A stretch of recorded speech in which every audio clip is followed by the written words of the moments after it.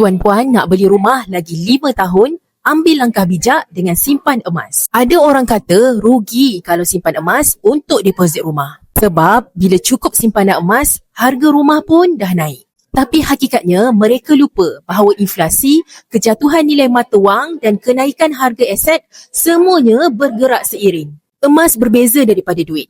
Ia bukan sahaja ada appreciation value, malah emas kalis inflasi. Kerana harga emas naik selari dengan kadar inflasi. Contohnya, katakan tuan-puan target beli rumah berharga RM400,000 dalam masa 5 tahun. Deposit rumah pertama biasanya 10%.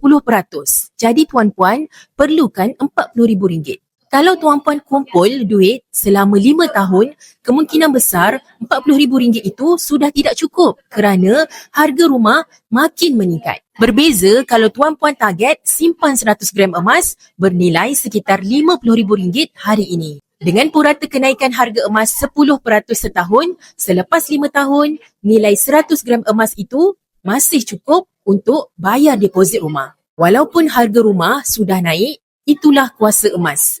Ia dapat mengekalkan nilai simpanan dan melindungi kuasa beli tuan-puan dalam jangka masa yang panjang. Jadi kalau tuan-puan nak alihkan sebahagian simpanan ke dalam bentuk emas, tuan-puan boleh rujuk pin video saya untuk langkah mudah daftar akaun emas dan nanti saya akan bantu tuan-puan cara terbaik menabung emas di Public Gold sesuai dengan bajet tuan-puan.